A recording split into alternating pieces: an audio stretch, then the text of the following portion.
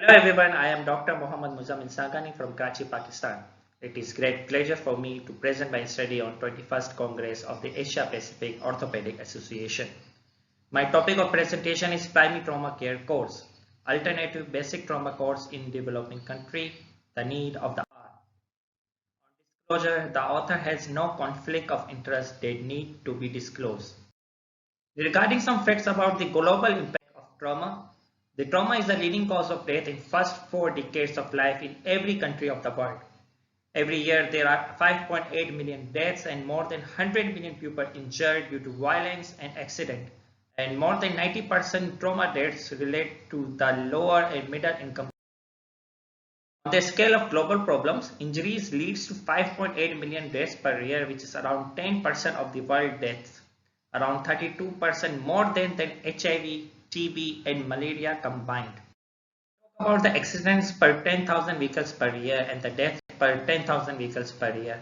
The Indo-Pakistan region has the highest rate among the accidents and the death ratio among all the countries. It is also reported that there is a 10 to 25% increase in trauma admission in last 2 decades in developing. In Pakistan, around 27,500 deaths were estimated by road traffic accident by WHO in 2018, around 14.3 deaths per 100,000 population. Karachi is the heavily populated and largest city of Pakistan. It reports around 46% of road traffic deaths belongs to pedestrians, cyclists and motorcyclists, while motorcyclists are more prone to road traffic accidents.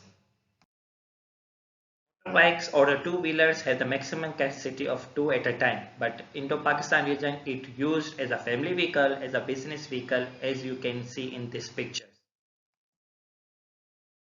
Motorbike accidents are more prone in this region due to recklessness, indiscipline and without protective cares and taking avoidable risks. The challenges in developing countries are the technical advances in the trauma care and lack of infrastructure for trauma management, including EMS, pre-hospital notifications, MDR, and training in trauma care. If the accident is a disease, then education is its vaccine. This picture was taken by the management of the polytrauma patient. You can clearly identify what wrong in this picture. The cannula which is used was not suitable for the treatment of the trauma. So the management of trauma is a teamwork. You have to attract the young doctors, train them and retain the knowledge. There are several courses for the trauma management, including ATLS, ATCC, EMST, ERTC and PTC. So the ATLS, does it work? There are several issues regarding the ATLS course. The first issue of this courses is about the cost for the developing country. About £100 of the fees goes straight to the Royal College of Surgeons and to the ICS as a copyright fees. ATLS will not drop this price in lower and middle income countries. There is also a centralization. The course has to run strictly on the ATLS pattern and content and variation is not allowed. It also a facility demanded. Use the prescribed ATLS kit things and teach first world practices, but in poor resources countries it's inappropriate. It also a personnel required, need 1:2 faculty to student ratio or recognized ATL instructors are necessary, and there is no local adaptability. Many researches has been done on debate on which course is the best and what is best fit. They all conclude that any system will do, provided it is organized. Primary trauma care is a 2-day course for the training in acute management of the severe.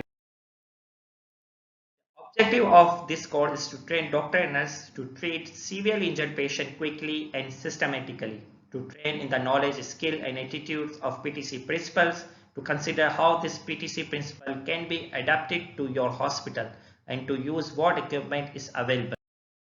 To date, over 70 plus countries across the world have benefited from the primary trauma care training courses, and the teaching material is available in many languages. The primary trauma care course comprises of lectures, skills, discussions, and scenarios. So the objective of our is to assess the effectiveness of primary trauma care course in the improvement of knowledge and skills of the trauma management among the participants in developing country like Pakistan. Observational cross-sectional study in which 2-day primary trauma care courses were organized in all over Pakistan. The time period was from July 2004 to November 2017. Number of participants per courses were 24 to 28. Each course comprises of lectures of 5 hours and 30 minutes, skill workshops of 3 hours, discussion and multi-systemic scenarios for 3 hours. The cost per course was around 1000 Pakistani rupee, which is less than 10 US dollars.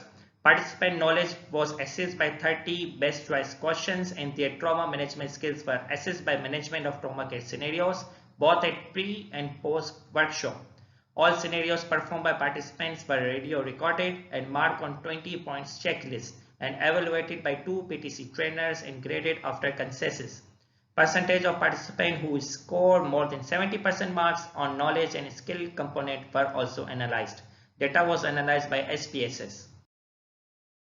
Average 2 courses per month and total 302 courses were conducted all over Pakistan, in which 7,852 participants were trained in primary trauma care by full 2-day workshop. This table showing the demographic details of PTC participants. Among them, male were 68% while female were 32%.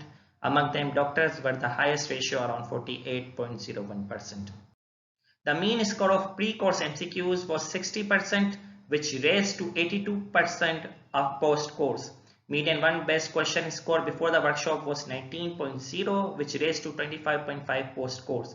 Trauma skill scenarios score also showed marked improvement with median score 3.5 pre-score to 9.5 post-score.